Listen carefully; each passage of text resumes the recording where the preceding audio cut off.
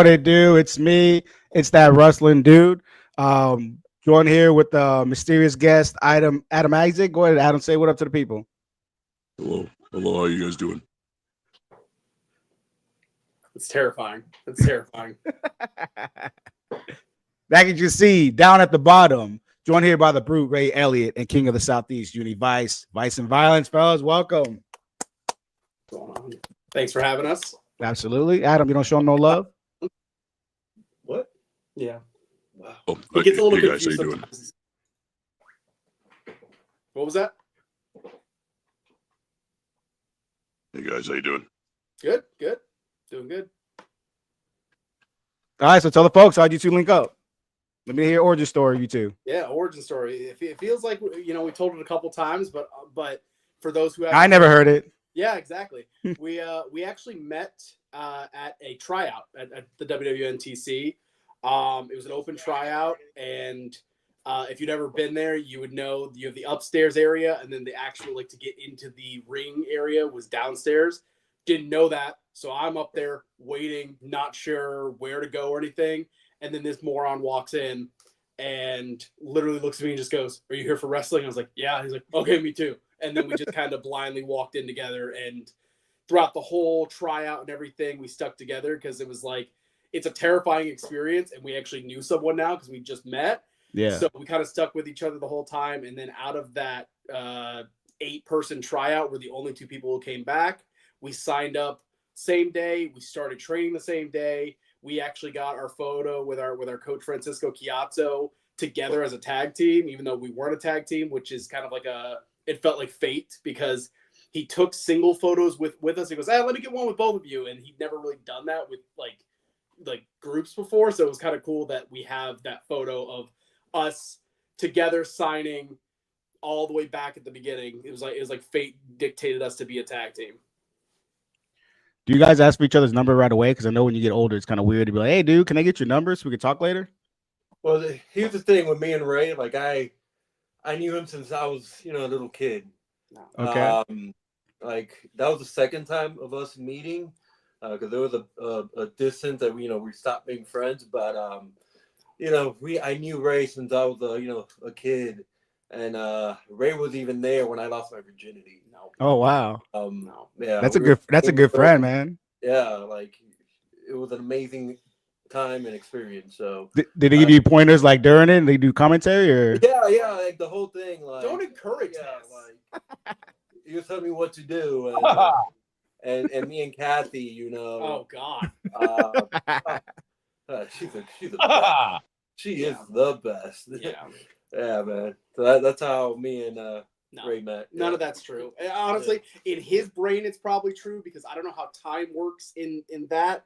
They say time is linear or whatever. In his mind, he probably did meet me in the past and somehow in the future, and it all kind of just morphed together. I don't know. I don't know how things work with him.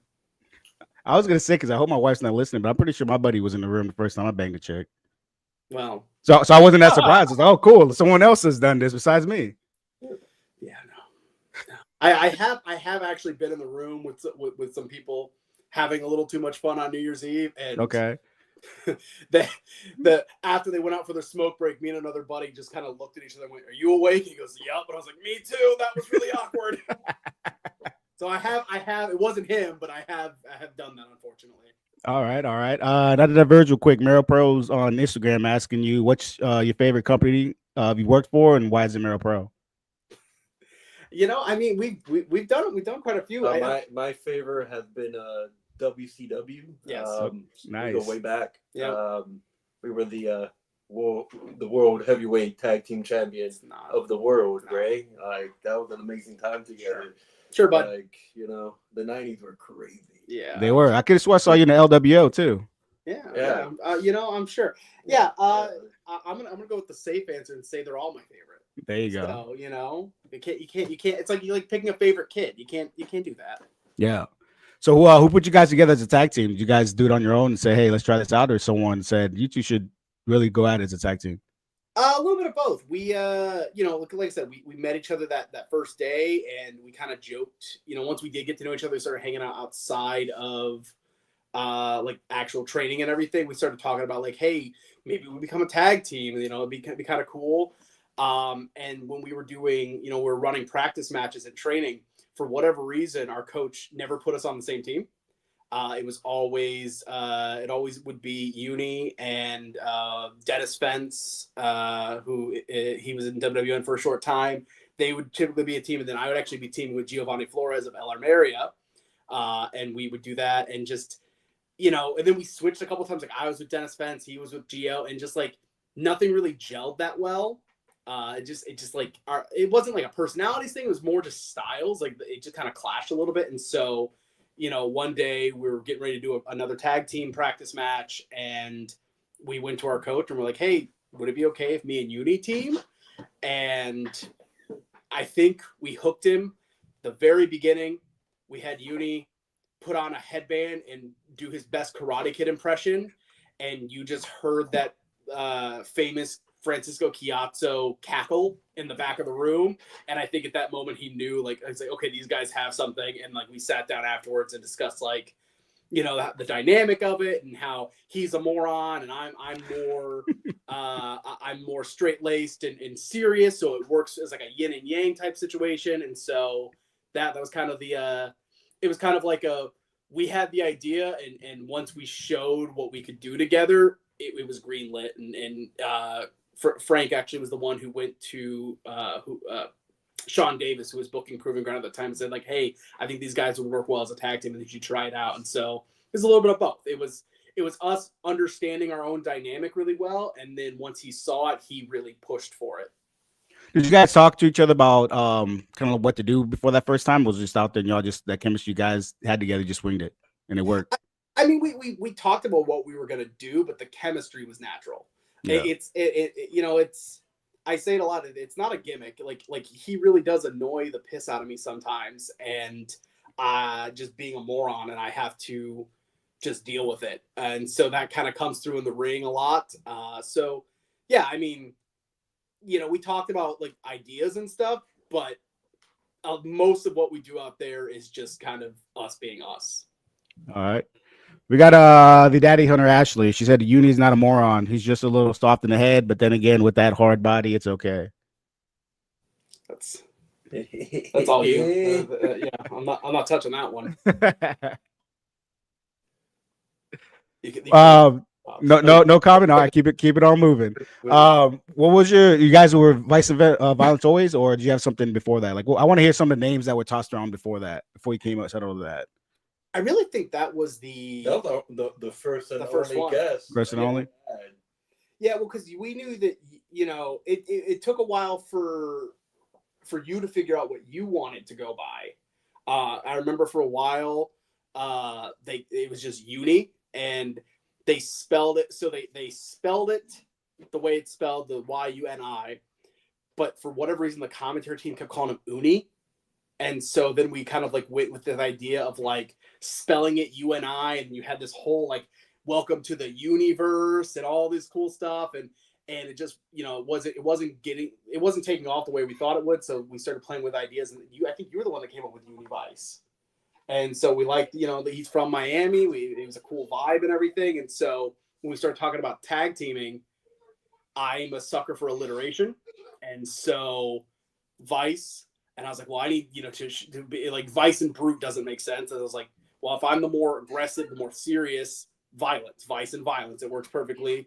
And then the tagline, you know, again, alliteration, party and pain. You know, he's the party guy, he's the fun, he's the Vice, I'm the violence. So it works well. So that was kind of like, I pitched that immediately, and Frank loved it. Sean Davis loved it, and it was immediate.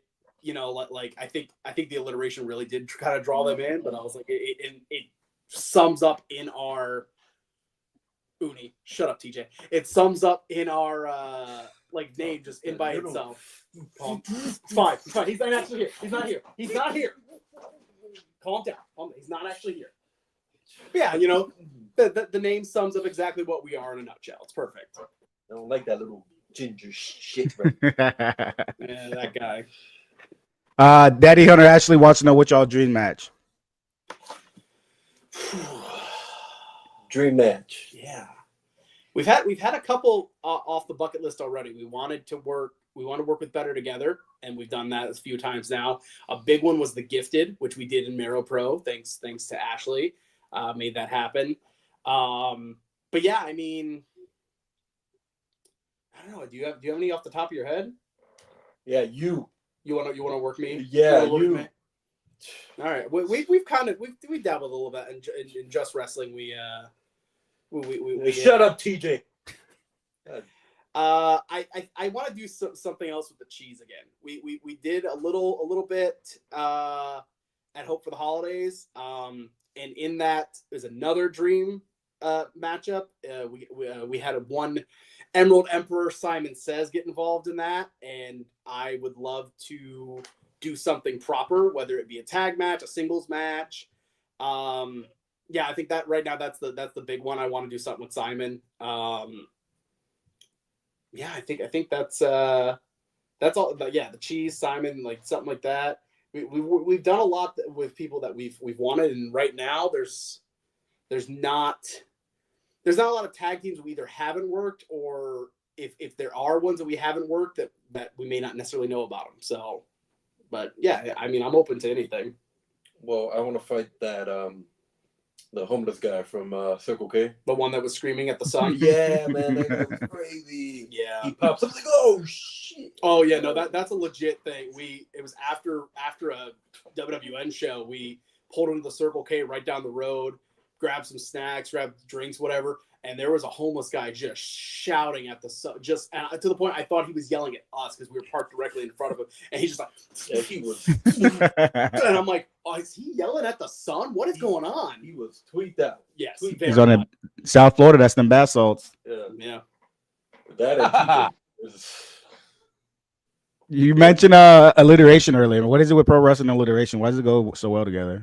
I think alliteration goes well in every form of media. I mean, look at Marvel Comics. I mean, you got Peter Parker, Bruce Banner. Like, alliteration just works well. It flows really well.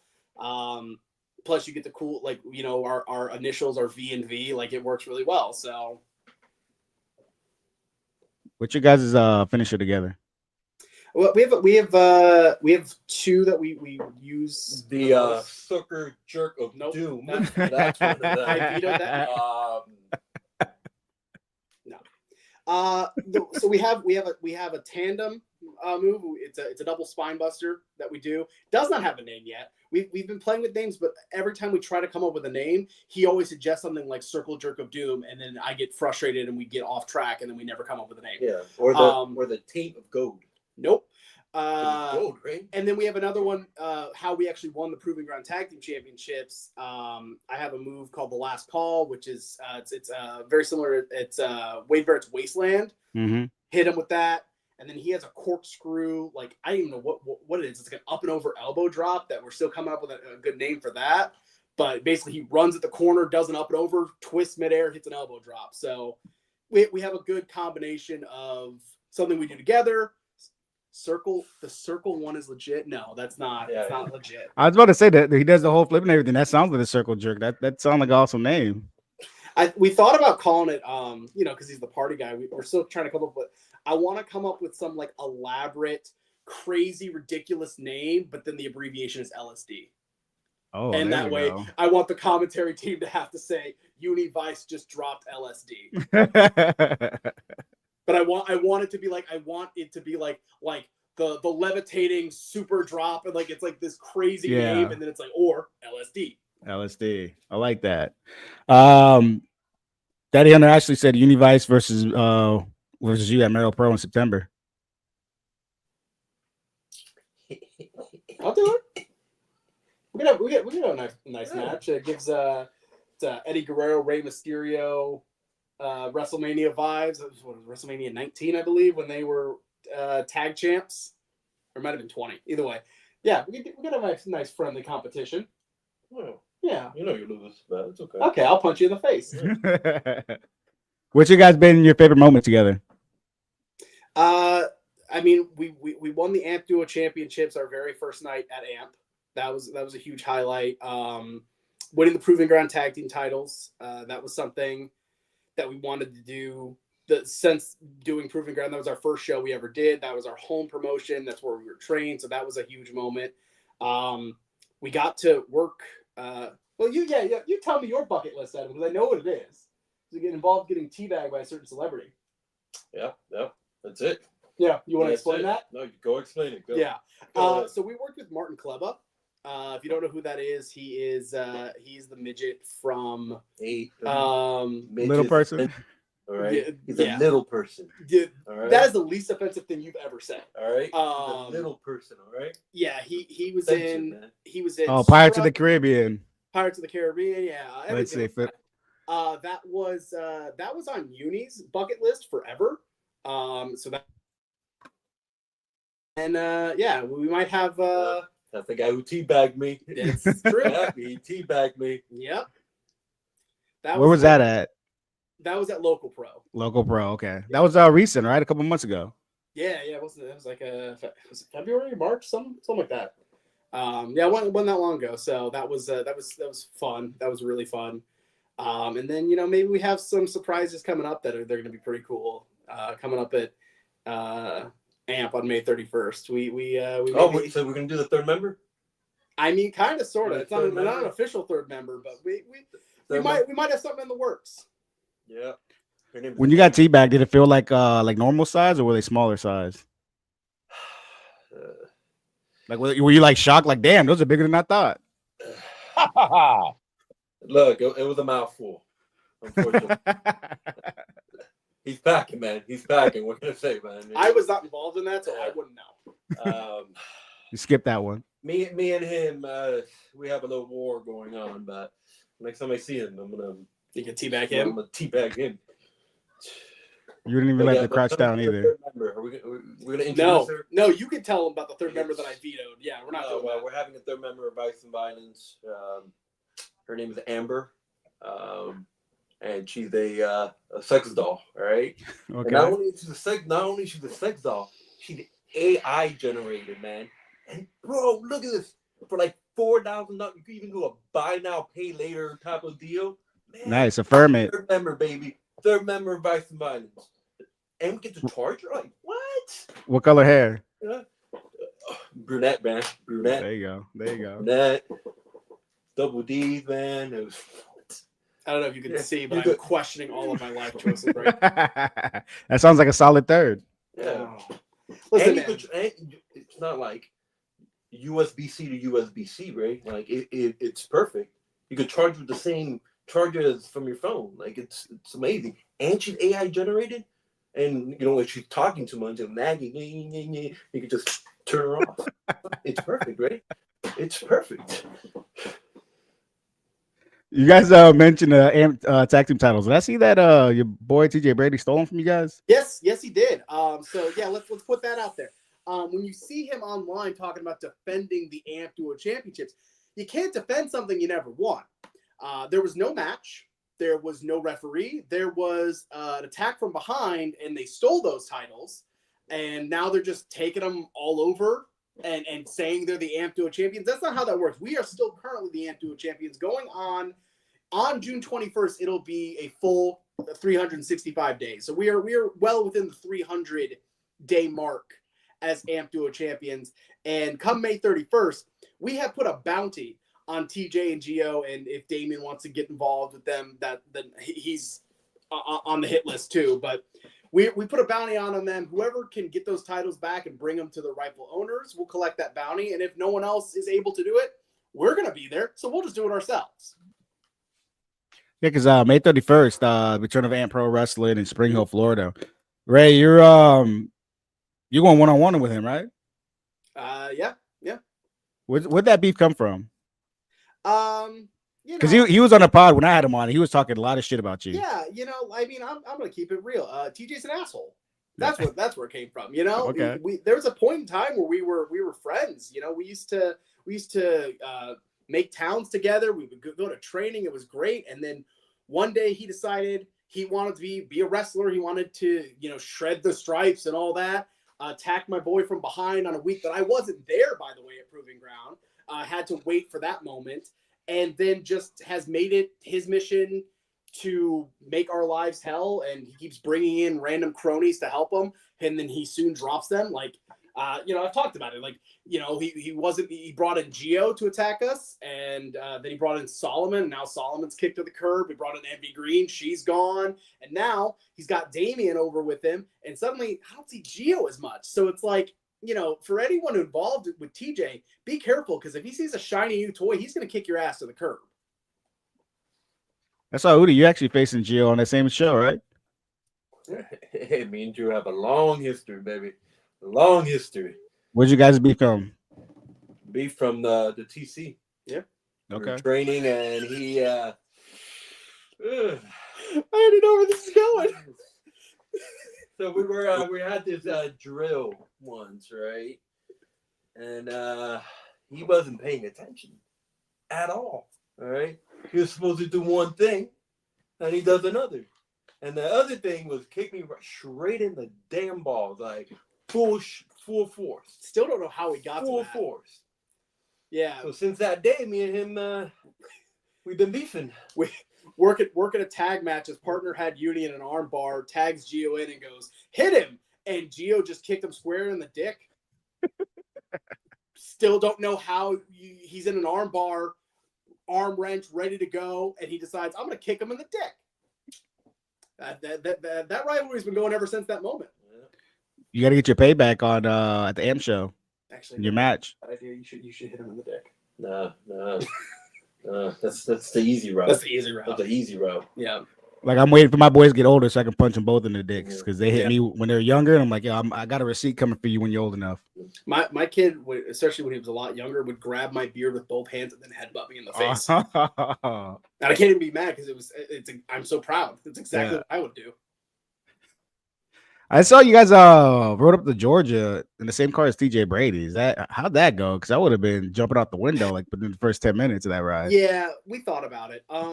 So that is unfortunately a situation that we agreed to without realizing the full scope. But we made an agreement with Simon Says. You made an agreement. It's fair. I did.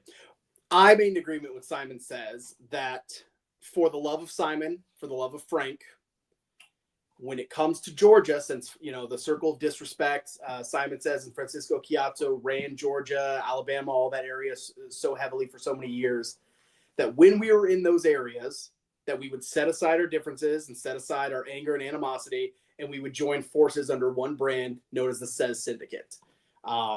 Unfortunately, that meant going to Georgia to watch TJ's back, not what I thought we signed up for. I thought it was going to be I thought it was going to be like troops, like, hey, we're the Says Syndicate. We're not going to try and kill each other when we're here. I didn't know we actively were going to have to help him.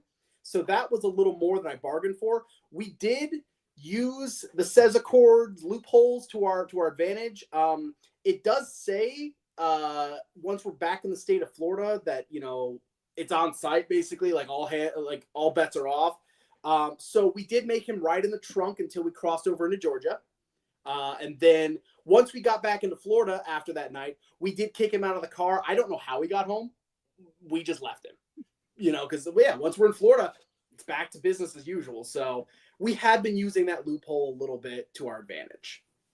That's what I was gonna say. You should just left them at a gas station somewhere. We did. I think it was like a grocery store.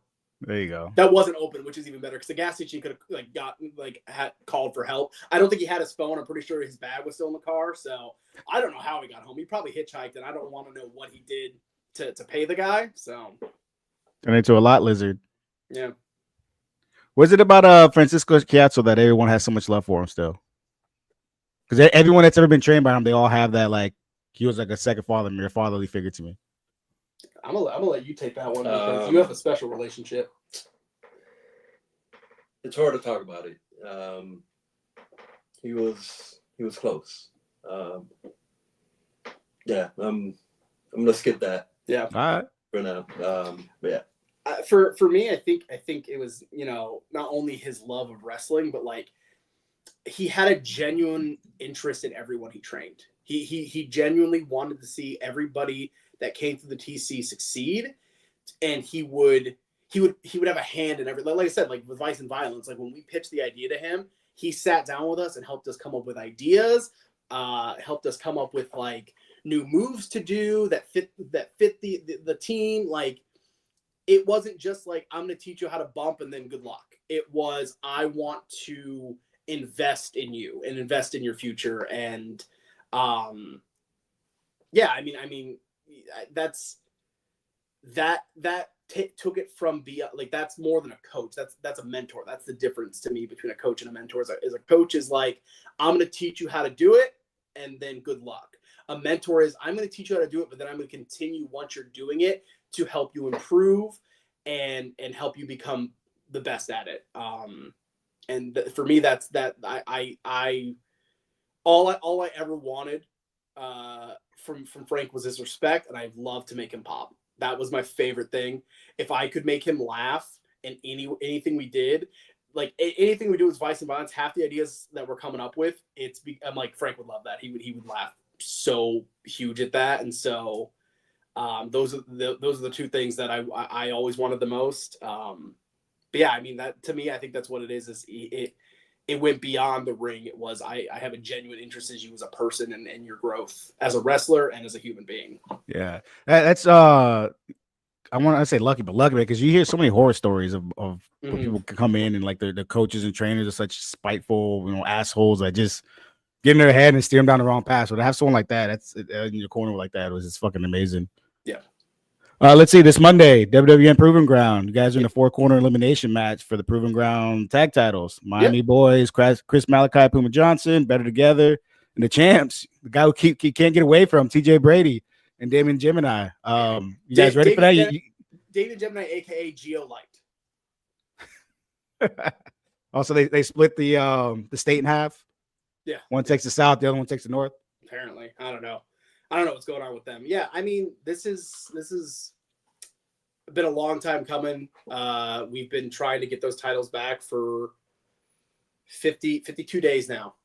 Is how long it's been since we lost those championships, and every time that we have an opportunity, we're within mere seconds of winning them back, and then they pull some ace out of their sleeves. It's never not underhanded, and we have stiff competition this week. I mean, not only are we dealing with Eller Maria, who like to cheat their way to victory every time, but Miami Boys are formidable. Better Together are one of the top teams in all of Florida. Yeah. So it's gonna be a fight. It's gonna be very, very difficult, but we've had the odds stacked against us before, and we've come out on top. What nonsense did TJ do to beat y'all the last time around? When they took the titles off us? Yeah, Damian shoved me into his father, and two big men knocking heads took me out of the equation. And then while that was going on and all that chaos, TJ hit Yuni from behind with a chair, which last I checked, in a typical tag team match, that's not legal. And then the most recent time, if you watch that footage back, it seems like they won all fine and dandy, everything's fine. But if you go back and watch, you'll see TJ take the turnbuckle pad off one of the buckles. Poor Yuni went head first into it, and even in those moments where it looks like they got the better of us, they didn't. They had to do some kind of tactic to cheat their way to victory. You can't trust those gingers. No, definitely not. Oh, ginger bitch. It is a little dog too. Got a couple names here for you. Tell me what your thoughts are on them. Guys down there in WWN, Jake St. Patrick. I mean, we've never worked with Jake St. Patrick, but great guy. Love, very respectful, comes in, says hi to us, even though we're, the lowly green boys. He always makes sure to come and talk to us. So I got nothing but good things to say about him. You got a favorite out of his 3 personalities? I'm personally the one I see the most is the Jake of all trades. So I'm a big fan of that one. You got to see Heartbreak Jake. I haven't seen that guy. That guy's a vibe. I have very limited experience with Jake St. Patrick. That's what's so crazy is I don't know him that well, but every time I see him, he's very comes up, says hi to me, and I'm like, you don't have to talk to me. I'm just the green boy sitting in the back, just nervous about what my match. Like, what are we doing? Yeah. What about Sage Scott, another guy down there? Same thing. Sage, I've had a little more time to talk to and get to know. But yeah, same thing. He always comes up and talks to us and shakes our hand and asks how we are. And I'm like, once again, I'm like, why are you talking to us? Like we don't deserve that. What about the Dirty Man, Dirty Devin Diaz? He threw him out of a battle royal once. Who? Yeah, exactly. Yeah, no. Yeah, I respect what he does in there. I'm not a big fan of his tactics and what who he associates with. He's got the whole Emerald Empire, but other than that, I mean, sure, yeah, great wrestler. It's just a shame that he is so dirty, Yeah. What about the asshole August Artois? That guy. Oh my God, I hate that guy. No, August is great. August has been August is kind of taken up the mantle from ever since Frank's passed to kind of like take us aside and try to help us where we need help and give us advice. And yeah, I mean it's not nothing but good things. He's out there doing what August Artois does, and that's I can't. I think I just saw him post something about like it's amazing what he's done in like less than 4 years, and it's truly amazing. But yeah, you add anything? Oh, you got it. All right, cool. Yeah. And what about Baby Keith? I love Baby Keith. Baby Keith is I just reposted from last Monday him diving off the stage onto Brian Atomic, and I said if WWN had Slammy Awards, that deserved OMG Moment of the Year. That was we were watching it together. We're sitting in my living room watching the live stream, and I see Keith stand up, and I go, "Is he gonna jump off the fucking stage?" And as soon as he does, not only does he do it, he lands it so cleanly. I was like, that was the most impressive thing I've ever seen. Yeah, I had him on. He said the first time he ever tried a swanton was in the match. Like, oh, should I need to finish it? Yeah. Let me just try this. And it's like, who does that first time ever in the match like that? It's so like everything he does, like with high flying, it looks so natural. Like he just, like I said, the way he jumped off the stage, clipped Brian Atomic, and landed on his feet all in one motion. It was beautiful. Who came up with hold on, let me pull it up here because it's a pretty dope shirt. The logo for Vice and Violence. That's a pretty dope fucking logo. My creation. Okay. The original logo was designed by KSP Media, and it had a much different. We were going for a different aesthetic back then. Yeah. Kind of going for like Vice is the 80s vibe. So it was a very different aesthetic, and then once we kind of moved away from that, we went more into like kind of just like being more of ourselves. We went into the neon aspect of it. Mm-hmm. And so I redesigned it and kept the brass knuckles. That was something that is on my logo, so I figured it worked well. And then before we had that logo before Frank passed, and then afterwards, because the brass knuckles are so associated with Frank, where it's like, well, we have to keep them. Like we can't drop them. Yeah. But yeah, pretty much every single logo or anything on our merch site or website, I created. Basically, I'll sit down with Yuni and we'll talk about ideas and come up with like I like a good parody. That's my big thing. Like clearly, I have the Vice and Violence NWO parody on the back of my jacket when I come to the ring. Like, so I'm a big fan of a good parody. But yeah, we'll sit down, we'll talk about ideas, and then I will design it and get it uploaded. You guys got cool merch. Before I let you go, anyone you want to talk shit out there about? Anyone you want to call out? I mean, obviously you got TJ Brady you can't get rid of, but anybody else out there? He's like a goddamn ass pimple.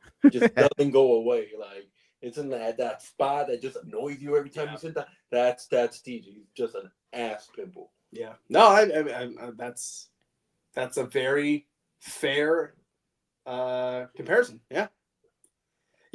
I mean, honestly, we're pretty chill. We're pretty cool with everybody, except TJ. I've got a question. Yeah, what's up?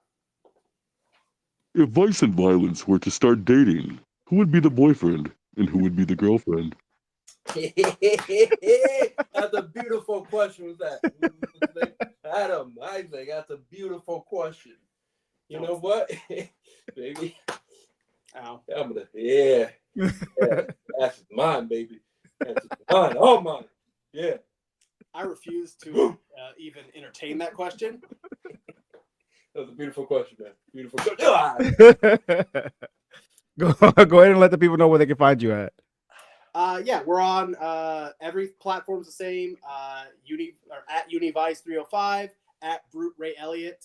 You can find our merch at viceandviolence.com. But yeah, everything: Facebook, TikTok, Instagram, YouTube. We have a YouTube channel. It doesn't have a lot on it, but we have. It's more for promoters and everything. But yeah, we have everything's the same. Only fans. No. You know, Both y'all together? it's a moneymaker. It's a moneymaker, you know? What y'all selling? Feet pics? We do everything on there, man. Everything. Vice and Violence. I really feel like one day you're gonna pitch that and there's actually gonna be an OnlyFans, and I'm gonna be really upset about it. I'm telling you, this is how many DMs I get? Yes, you could have an OnlyFans. No one wants a Vice and Violence OnlyFans. They always tell me Vice and Violence OnlyFans. They want the combo, Bro, the duo. Yeah, they're not getting getting money. We'll make money, man. All right, fellas, thanks for coming on. Check them out Monday, WWN, live on YouTube, and I think Facebook too. See if they'll go check them out. See if they win the championship. Fellas, appreciate you coming on. Go check them out everywhere. I'll put the links all up in the bottom of the video. Absolutely. Thanks for having us. Absolutely. See you, fellas. Isaac, see you, buddy. Goodbye.